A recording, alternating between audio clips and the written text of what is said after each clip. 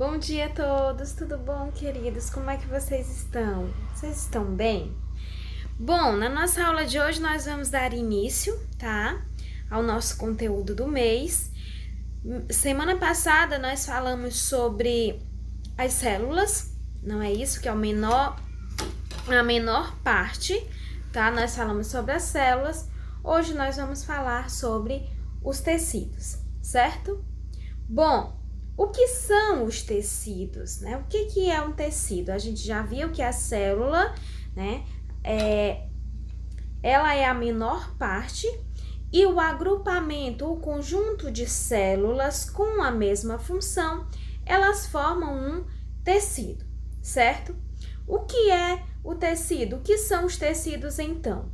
Os tecidos, eles são um agrupamento de células, um conjunto de células que apresentam formas e funções semelhantes, ou seja, que eles têm a mesma função dentro do sistema, tá? Depois dos tecidos, eles formam o órgão, ele forma o sistema e os sistemas, eles formam o organismo, ou seja, o nosso corpo, certo? Bom, se os tecidos eles são um agrupamento, um conjunto de células que apresentam as formas e funções semelhantes, ou seja, que eles têm a mesma função dentro do sistema, nós podemos classificar os tecidos humanos em 4 tipos fundamentais. Eles são os tecidos epiteliais ou tecido epitelial, os tecidos conjuntivos, os tecidos nervosos e os tecidos musculares, certo? Bom, o que é um tecido epitelial? O tecido epitelial, ele apresenta células justapostas, ou seja, bem agrupadas, tá? Com pouca matriz extracelular e apresenta uma membrana basal, que é a base dos epitélios. Esse tecido não apresenta vasos sanguíneos, tá? O que torna dependente da nutrição enviada pelos tecidos subjacentes, ou seja, os outros tecidos que são agregados. A principal função do tecido epitelial vamos lá, né? Ele atua no revestimento de estruturas do corpo, tá? E na excreção de substâncias. Então, ele funciona, não é isso, como revestimento do nosso corpo. Essa é a função do tecido epitelial, certo? Como, por exemplo, a nossa pele, não é isso? E a outra função do tecido epitelial é a excreção das substâncias, tá? As substâncias que têm que ser excretadas do nosso corpo. Bom, além da secreção de importantes produtos, né? Existem ainda os epitélios que atuam na função sensorial e aqueles que possuem a função germinativa, certo? Bom, sendo estes considerados tipos especiais de epitélios. Então, o tecido epitelial, a principal função dele as duas funções, né, específicas do tecido epitelial o revestimento do corpo humano e a excreção de substâncias que são desnecessárias, que tem que ser extraídas do nosso corpo, certo? Bom, o epitélio ele pode ser classificado em 2 grupos, né? O epitélio de revestimento e o epitélio glandular.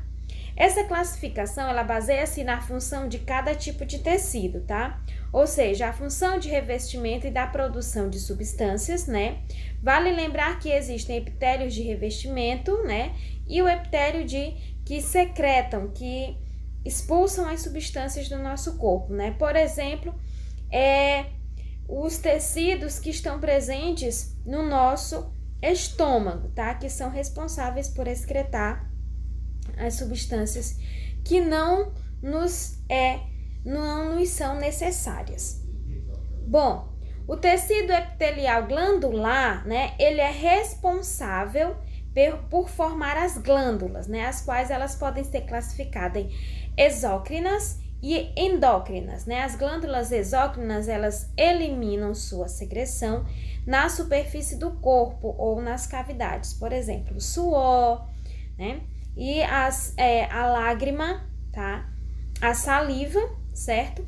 E as endócrinas, elas liberam a secreção diretamente no sangue, né? Nós temos aqui os dois exemplos de tecido epitelial, as exócrinas e as endócrinas, tá? Olha, as endócrinas, ele tem esse formato aqui, não dá para vocês verem, mas tá aí o nome, não dá para vocês verem eu indicando, mas tá aí na imagem.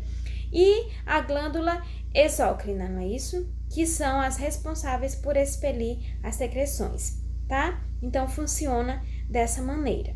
Bom, o tecido conjuntivo, diferentemente do tecido epitelial, que são os tecidos responsáveis por revestir e por extrair as substâncias desnecessárias ao nosso corpo, o tecido conjuntivo ele apresenta uma grande quantidade de matriz celular, além de uma grande variedade de células.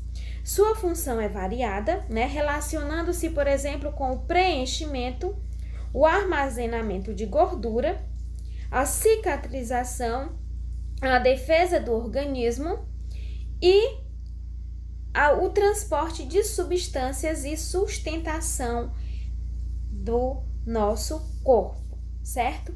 Bom, o tecido conjuntivo, ele é bem mais agregado, não é isso? Ele possui uma grande quantidade de matriz celular, o que faz com que ele atue em diferentes funções dentro do nosso organismo, dentro dos nossos sistemas, compondo os nossos sistemas. Bom, a primeira delas é armazenamento de gordura no nosso corpo.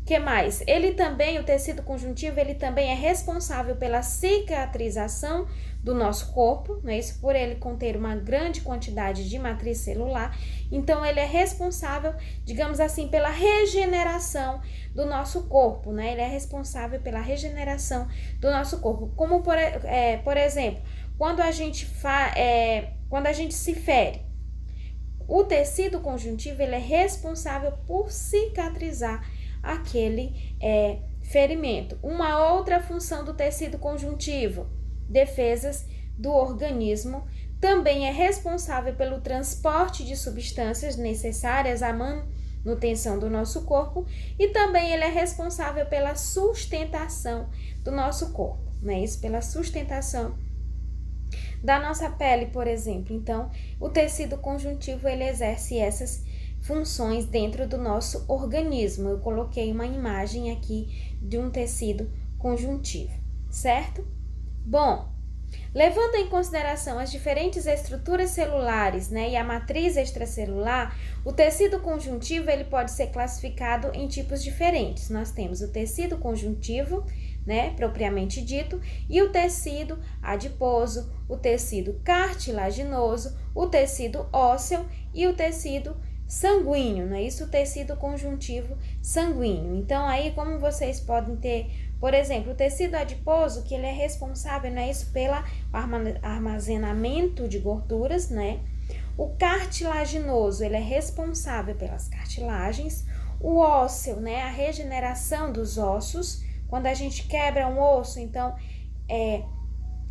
o próprio organismo, esse tecido, o tecido conjuntivo, ele é responsável por regenerar, né, a parte óssea do nosso corpo e também a questão sanguínea, que ele leva através da corrente sanguínea que é distribuído as substâncias necessárias para a manutenção do nosso corpo. Então, o tecido conjuntivo ele é responsável por esse transporte de substâncias no nosso corpo, certo? Apesar de serem tecidos diferentes, eles apresentam em comum o fato, né, de possuírem diferentes tipos celulares e uma grande quantidade de matriz extracelular. Bom, o tecido muscular. O tecido muscular, ele apresenta células alongadas com capacidade de contração. Então, essa é a principal característica do tecido muscular, né? São os tecidos que formam os nossos músculos que compõem o nosso corpo. A parte muscular, ele é composta pelo tecido muscular, que é o agrupamento das células musculares no nosso corpo. Em virtude do alongamento dessas células, elas costumam ser chamadas de fibras musculares, pela forma dela, que é em forma fibrosa, né? Graças ao tecido muscular, somos capazes de nos locomover, de nos alimentar e até mesmo de manter o coração batendo gradualmente, né? Então, o nosso coração, ele é composto por células do tecido muscular, certo? Tem um exemplo aqui de uma imagem de tecido muscular para que vocês possam ter uma ideia de como que é formada. Ele é todo fibroso, né? Tem a formação de fibras e ele tem essa capacidade de se contrair e de se alongar, o que é uma característica, né? Isso que faz com que o nosso coração ele se mantenha batendo de forma gradual, tá? Bom, podemos classificar o tecido muscular em 3 tipos básicos. O tecido muscular estriado, né? Esse que tem a forma de estrias, e o tecido esquelético, tá? Bom, o tecido muscular estriado cardíaco, né? Isso que é formado pelas... que é o tipo de tecido que forma o coração, e o tecido muscular liso ou estriado. Os músculos estriados esqueléticos, eles estão ligados ao esqueleto e possuem uma contração voluntária. O muscular estriado cardíaco está presente no nosso coração e apresenta uma contração involuntária. Já o músculo, né, não estriado, ele é encontrado na parede de alguns órgãos ocos, como por exemplo, o útero, a bexiga, e sua contração ela é involuntária. Então, estão aí esse tipo de tecido muscular,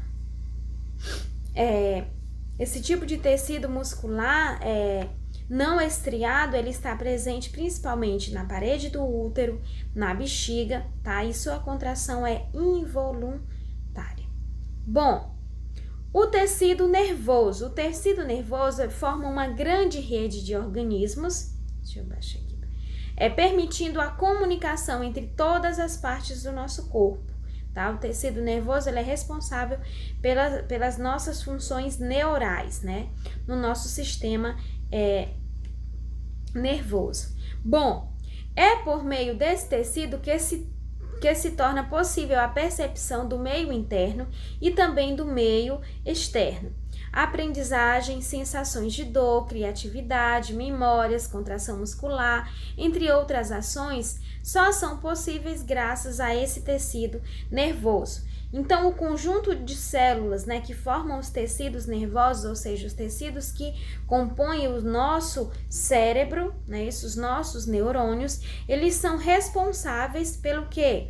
Pela questão da nossa aprendizagem, pela sensação de dor, pela nossa sensibilidade, pela nossa criatividade, por guardar memórias. Ele manda mensagens também para todo o nosso corpo, que ele estimula os nossos movimentos musculares, tá? E são essas as funções do tecido nervoso, dos tecidos neurais no nosso corpo, certo? Bom, o tecido nervoso ele possui 2 principais componentes, são os nossos neurônios, né? E as chamadas células da glia. Os neurônios são os tipos mais conhecidos, né? E possuem a capacidade de propagar o impulso nervoso. Então, os nossos neurônios, eles são responsáveis por estimular os impulsos nervosos, né? Isso, os estímulos para o restante do nosso corpo é enviado pelos nossos neurônios, certo? Bom, já as chamadas células da glia, eles englobam um grande grupo de tipos celulares, né? Como os oligodendrócitos e as células de Schwann, né? Que produzem a bainha da mielina. Os astrócitos, que possuem a função de sustentação dos neurônios, e a micróglia, né? Que são as células com capacidades fagócitas, certo? Eu coloquei aqui um exemplo para vocês poderem entender melhor como que funciona o tecido nervoso, tá? Todos esses componentes, esses nomes difíceis, né? Esses nomes difíceis, que é oligodendrócitos, né? O que mais? A mielina, os astrócitos, e a micróglia, né? Que são os tipos de tecidos que compõem, né? Isso, os tipos de células que compõem o tecido nervoso, né? Que compõem os nossos tecidos neurais, certo? Bom, o que é a micróglia, né? A micróglia ele é um tipo de célula do sistema central, ou seja, do nosso sistema nervoso, do nosso sistema neural, que, entre outros papéis, eles têm a função dissimilar às dos glóbulos brancos dentro da nossa corrente sanguínea, né? As micróglias, elas fazem a vigilância ativa do tecido cerebral e da medula, e da nossa medula, certo? Dentro do nosso organismo. Bom, esses tipos de células que vocês podem ver, a micróglia, né? Os astrócitos, o que mais? Os oligodendrócitos, né? Eles são responsáveis pelo quê? Pelas nossas funções neurais. Então, eles funcionam de uma maneira integrada para que eles possam o quê? Para que eles possam administrar todos os nossos estímulos para o resto do nosso corpo. Por que é importante a leitura, né, a escrita? Por que é importante a nossa atividade cerebral estar em dia? Exatamente para que estimule a produção dessas células neurais, dessas células nervosas, porque vocês sabem que o nosso sistema nervoso, os nossos neurônios, o nosso cérebro, ele fica em atividade intensa mesmo quando estamos dormindo. Ele possui a função de se regenerar. Então, é importante que a gente tenha as nossas emoções bem administradas para que a gente possa ter uma leitura, não é isso? É necessário que a gente leia bastante, exatamente porque a leitura, a aquisição, o treinamento do nosso cérebro, ele é importante para estimular a produção de novas células, principalmente essas células aí que compõem o nosso sistema neural, o nosso sistema nervoso, para que assim, né, a gente tenha uma atividade cerebral saudável, uma função cerebral bem desempenhada dentro do nosso sistema neural, dentro do nosso sistema nervoso, certo?